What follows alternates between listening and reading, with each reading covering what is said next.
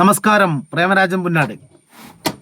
അപ്പോൾ വീണ്ടും നമ്മുടെ വീണ തൈക്കണ്ടി വിജയനുമായി ബന്ധപ്പെട്ടിട്ടുള്ള ED അന്വേഷണവുമായി ബന്ധപ്പെട്ട് ഇന്നലെ നടന്ന കോഴിക്കോട് മുതലക്കുളത്ത് നടന്ന പൊതുയോഗം, ആ പൊതുയോഗം കൂടുതൽ സംശയങ്ങൾ ഉളവാക്കുകയും കൂടുതൽ പ്രതിസന്ധി സൃഷ്ടിക്കുകയും മാത്രമാണ് ചെയ്തിട്ടുള്ളത്. എനിക്ക് ഈ പാർട്ടിയുടെ നേതൃത്വത്തോടും പാർട്ടിയുടെ പ്രവർത്തകരോടും പാർട്ടി നന്നാവണമെന്ന് ആഗ്രഹിക്കുന്ന കുറേ ആളുകളുണ്ടല്ലോ, അവരോടും എനിക്ക് അഭ്യർത്ഥിക്കാനുമുള്ള എൻ്റെതായ ഒരു നിർദ്ദേശം, ഈ ED അന്വേഷണവും അതുമായി ബന്ധപ്പെട്ട വിഷയം അതിൽ പാർട്ടി ഇടപെടാതെ, പാർട്ടി പ്രതികരിക്കാതെ, പരസ്യമായി പ്രതികരിക്കാതെ അത് ആ നിലയിൽ ഒഴിവാക്കിയാൽ ഇപ്പോഴുള്ള പാർട്ടിയുടെ പ്രതിസന്ധിയിൽ നിന്നും കരകയറി വരാൻ വേണ്ടി പറ്റും. ഓരോ ദിവസവും ഇതുമായി ബന്ധപ്പെട്ട് പാർട്ടി പ്രതികരിക്കുകയും പൊതുയോഗം സംഘടിപ്പിക്കുകയും ചെയ്യുമ്പോൾ അനേകായിരം പാർട്ടി സഖാക്കൾ പാർട്ടിയിൽ നിന്ന് നെഗറ്റീവായി മാറിപ്പോകുന്നുണ്ട്, മനസ്സ് മടുത്തു പോകുന്നുണ്ട്. നമ്മളിപ്പോൾ കോടിയേരി ബാലകൃഷ്ണനുമായി ബന്ധപ്പെട്ടിട്ട് ബഹുമാനപ്പെട്ട കേരളത്തിലെ എന്താ പറയുന്നത്, ഇതുപോലത്തെ ഒരു നേതാവ്, കോടിയേരി ബാലകൃഷ്ണനെ പോലുള്ളൊരു നേതാവ് ഇനി കേരളത്തിൽ ഉണ്ടാവില്ല. അദ്ദേഹത്തിനുള്ള അംഗീകാരം പോലെ ഒരു അംഗീകാരം ഇപ്പോഴുള്ള ഒരു നേതാക്കന്മാർക്കും ലഭിക്കില്ല. കാരണം അദ്ദേഹം ആർജവത്തോടെ ഒരു തീരുമാനം എടുത്തിട്ടുണ്ടായിരുന്നു. ബിനീഷ് കോടിയേരിക്കെതിരെ ഒരു അന്വേഷണം വന്നപ്പോൾ ബിനീഷിൻ്റെ കാര്യം ബിനീഷ് നോക്കിക്കോളൂ, നിങ്ങൾ വേണമെങ്കിൽ അന്വേഷിച്ചോളൂ, കണ്ടെത്തിക്കോളൂ, തൂക്കിക്കൊന്നോളൂ, അതിൽ പ്രശ്നമില്ല എന്ന് പറഞ്ഞിട്ട് അദ്ദേഹം ആ ബിനീഷ് കോടിയേരിക്ക് വേണ്ടി ഒരു പ്രതികരണം പോലും നടത്താൻ തയ്യാറായിട്ടില്ല. ബിനീഷ് കോടിയേരി പാർട്ടി മെമ്പർഷിപ്പിൽ SFIയിൽ DYFI മുതൽ ഇങ്ങോട്ട് പ്രവർത്തിച്ചു വന്ന ഒരാളായിട്ടും അന്ന് പാർട്ടി ഇതുപോലൊരു പൊതുയോഗം വിളിക്കുവാനോ പ്രതികരിക്കാനോ നിന്നിട്ടില്ല. ബിനീഷ് കോടിയേരിക്കെതിരെ ഉണ്ടായ കേസ് മുഴുവനും രാഷ്ട്രീയ പ്രേരിതം മാത്രമാണ്. നാർക്കോട്ടിക് കേസിൽ നിന്ന് അദ്ദേഹത്തെ കോടതി കുറ്റമുക്തമാക്കിയിട്ടുണ്ട്. മറ്റു പല കേസുകളിൽ നിന്നും അങ്ങനെ തന്നെയാണ്. 1 വർഷം ജയിലിൽ കടന്നു എന്നുള്ളത് ഒരു യാഥാർത്ഥ്യമാണെങ്കിലും അദ്ദേഹത്തെ കോടതി വെറുതെ വിടുന്ന ഒരു അവസ്ഥ ഉണ്ടായിട്ടുണ്ട്. കോടിയേരിയുടെ മകൻ എന്നുള്ള നിലയിൽ മാത്രമാണ് അദ്ദേഹത്തെ വേട്ടയാടിയിട്ടുള്ളത്. പക്ഷെ ആ സമയത്ത് പാർട്ടിയോ, അന്ന് പാർട്ടി സെക്രട്ടറിയാണ്, കോടിയേരിയിലേക്ക് പോലും എത്തുന്നതിന് മുന്നേ കോടിയേരിയുടെ വീട്ടിൽ, അതുപോലെ തന്നെ പോലീസ് അന്വേഷണത്തിന് പോയപ്പോൾ ബാലാവകാശ കമ്മീഷൻ പോയി ഇടപെട്ട ഒരു വിഷയം വരെ ഉണ്ടായിട്ടുണ്ട്.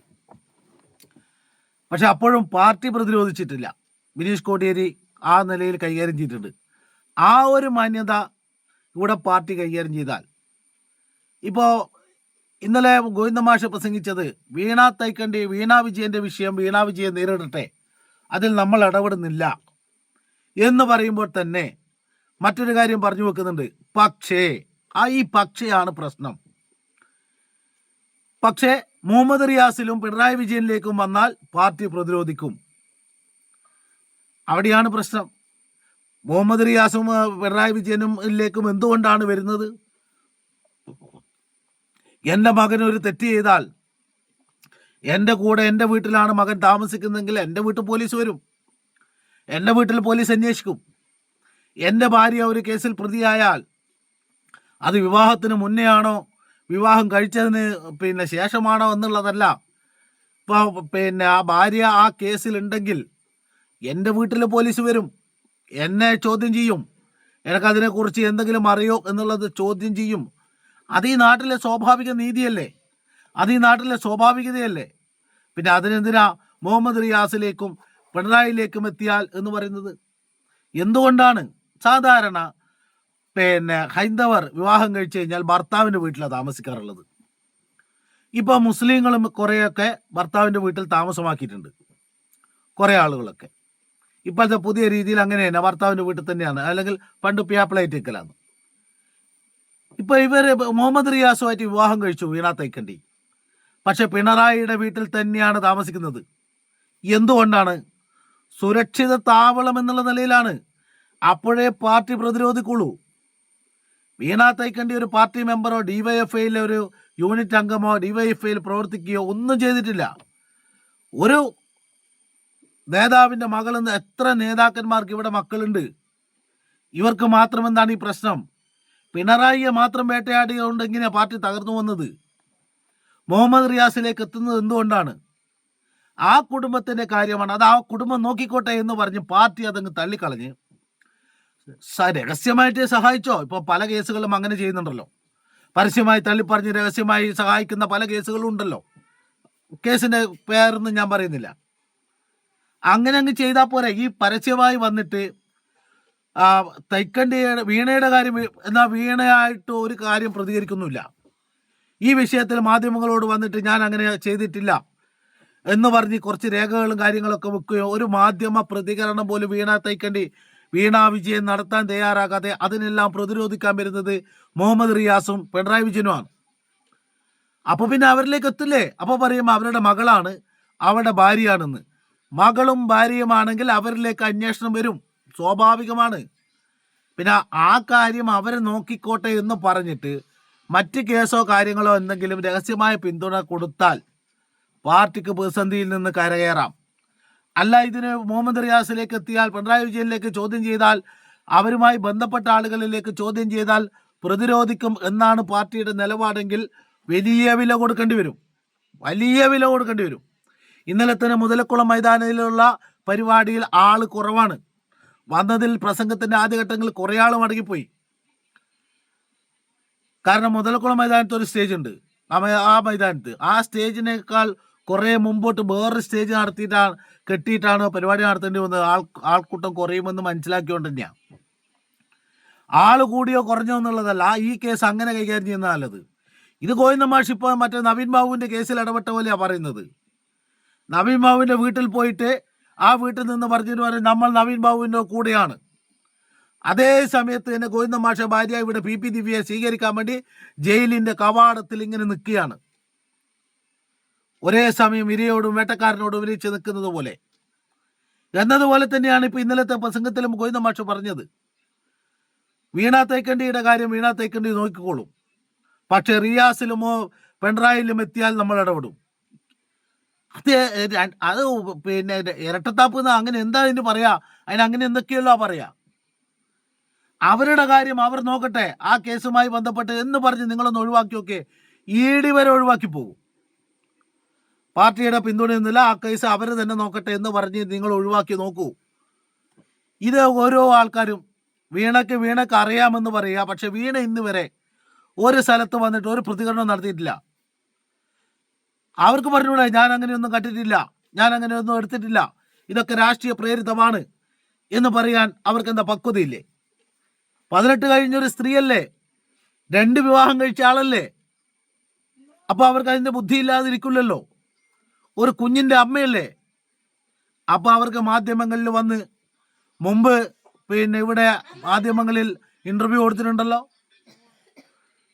പക്ഷെ അവരെ പ്രതിരോധിക്കാൻ വരുന്നത് മുഹമ്മദ് റിയാസും പിണറായി വിജയനും പാർട്ടി നേതാക്കന്മാരുമാണെങ്കിൽ അവരിലേക്ക് അന്വേഷണം വന്നാൽ തെറ്റു പറയുകയില്ല. ഇപ്പോ സിം കാർഡ് അവരുടെ ഫാമിലിയിൽ ആളില്ലായിട്ടാണോ, അവരുടെ ബന്ധത്തിൽ ആളില്ലായിട്ടാണോ, അല്ല അവർക്ക് എടുക്കാൻ പറ്റായിട്ടാണോ? ഒരു ജില്ലാ സെക്രട്ടേറിയറ്റ് മെമ്പറുടെ പേരിൽ സിം കാർഡ് എടുത്ത് ഫോൺ കോൾ ചെയ്യേണ്ടി വന്നത്? ഇത് ഡയറിയിലുണ്ട്. അന്ന് അന്വേഷണത്തിന്റെ സമയത്ത് പാർട്ടി എല്ലാവരെയും തെറ്റിദ്ധരിപ്പിച്ചുകൊണ്ട് പറഞ്ഞത് അവിടുന്ന് ഒന്നും കൊണ്ടുപോയിട്ടില്ല എന്നാ. ഡയറിയും പല സാധനം കൊണ്ട് ഞാൻ അന്ന് പറഞ്ഞ് വീഡിയോ ആയിട്ട് പറഞ്ഞ് പലതും കൊണ്ടുപോയിട്ടുണ്ട്. കണ്ണൂരിൽ നിന്ന് പാണ്ഡ്യാലമുക്കിൽ അന്ന് ഞാനുണ്ടായിരുന്നു അവിടെ. ആ സമയത്ത് അവിടുന്ന് ഒരു വലിയൊരു പ്രൊജക്റ്റ് അങ്ങനെ തന്നെ എടുത്തു പോയിട്ടുണ്ട്. പക്ഷേ പിന്നീട് MP ജയരാജനും മറ്റുള്ളവരും പ്രസംഗത്തെ പറഞ്ഞു ഇവിടുന്ന് ഒന്നും കൊണ്ടുപോയിട്ടില്ല എന്ന് എഴുതി തന്നെന്നാ. നമ്മൾ നിൽക്കുന്ന അതിലെ കൂടിയാണ് ഈ സാധനം കൊണ്ടുപോയിട്ടുള്ളത്.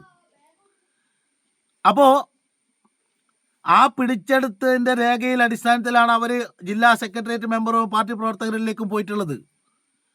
സിം കാർഡ് എടുത്തു കൊടുത്തു എന്നുള്ളത് ഒരു പരസ്യ തെളിവല്ലേ? അല്ലെങ്കിൽ ചലഞ്ച് ചെയ്തിട്ട് അവര് എന്റെ സിം അല്ല എന്ന് പറഞ്ഞിട്ട് പബ്ലിക്കിൽ വന്ന് പറയട്ടെ, അവർക്കും പത്രസമ്മേളനം നടത്താലോ. ഒരു ജില്ലാ സെക്രട്ടേറിയറ്റ് മെമ്പർ അല്ലേ, അവർക്ക് ഡിഫൻസിൽ കേസ് കൊടുക്കാലോ. എന്റെ പേരിലല്ല ആ സിം, അത് തെറ്റാണെന്ന് പറഞ്ഞൂടെ? EDയുടെ പത്രക്കുറിപ്പ് തെറ്റാണെന്ന് പറയുന്ന ഇവർ എന്തുകൊണ്ട് ആ തെറ്റിനെ കോടതിയിൽ ചോദ്യം ചെയ്യുന്നില്ല? അത് തെറ്റാണെന്ന് മാധ്യമങ്ങളിൽ വന്ന് പറയുന്നില്ല. അപ്പൊ ഈ കേസിനെ അവരവരുടെ കുടുംബത്തിന്റെ കാര്യം, കുടുംബ കേസ് അവർ നടത്തട്ടെ, അവരുമായി ബന്ധപ്പെടുന്നവർ നടത്തട്ടെ എന്ന് പറഞ്ഞ് ഈ ED അന്വേഷണത്തിൽ പാർട്ടി പ്രതിരോധം തീർക്കാതെ, പാർട്ടി അതുമായി ബന്ധപ്പെട്ട് പ്രതികരിക്കാതെ, ആ വിഷയത്തിൽ ഇടപെടാതെ രഹസ്യമായി മറ്റു പല കേസുകളിലും ഇപ്പോഴും കൈകാര്യം ചെയ്യുന്നത് പോലെ രഹസ്യമായി കൈകാര്യം ചെയ്താൽ പാർട്ടിക്ക് പ്രതിസന്ധികളിൽ നിന്ന് അതിജീവിച്ച് മുമ്പോട്ട് വരാം. അല്ലെങ്കിൽ പാർട്ടി കൂടുതൽ പ്രതിസന്ധിയിലേക്ക് പോകും. പാർട്ടിയെ നന്നാക്കാനോ നശിപ്പിക്കാനോ ഒന്നുമല്ല എൻ്റെ ഈ പാർട്ടിയോടുള്ള കൂറുകൊണ്ട്, ഈ പാർട്ടി ഇവിടെ നിലനിൽക്കണമെന്നുള്ള ആഗ്രഹം കൊണ്ട് എൻ്റെ അഭിപ്രായം പറയുന്നതാണ്. തെരുവിളിക്കുന്നവരും നീ ആരാടാ പറയാനെന്നൊക്കെ ചോദിക്കാൻ വരുന്നവരോട് പറയേണ്ടത്, നിങ്ങൾക്കുള്ള അതേ അവകാശം എനിക്കും അഭിപ്രായം പറയാനുണ്ട്. നിങ്ങൾ ആ നിലയിൽ വന്നിട്ട് കുറേ കമൻ്റ് ഇടുമ്പോൾ എനിക്ക് കുറച്ച് വ്യൂവേഴ്സ് കൂടും, എനിക്ക് കുറച്ച് ആളുകൾ കൂടും. അതുകൊണ്ട് തുടരുക നിങ്ങളുടെ തെരുവിളികൾ. നവ യുവക CPM-ന്റെ DYFയുടെ നേതാക്കന്മാരുടെ പുത്തൻ പ്രവണതകളാണ്. അതിന് എല്ലാവിധ ആശംസകളും തുടരുന്നു. ലാൽ സലാം സഖാവെ, എനിക്ക് പറയാനുള്ള ഇത്രയേ ഉള്ളൂ. ഈ കേസുമായി ബന്ധപ്പെട്ട് അതിനെ പാർട്ടി തള്ളിക്കളയുകയും പരസ്യമായി തള്ളിക്കളഞ്ഞ് ആ വിഷയത്തിൽ ഇടപെടാതെ രഹസ്യമായി സഹായിക്കുകയോ എന്ത് വേണമെങ്കിലും ചെയ്താൽ ഈ പാർട്ടിക്ക് പ്രതിസന്ധിയിൽ നിന്ന് അതിജീവിച്ച് വരാം. ലാൽ സലാം, ലാൽ സലാം, ലാൽ സലാം സഖാവെ.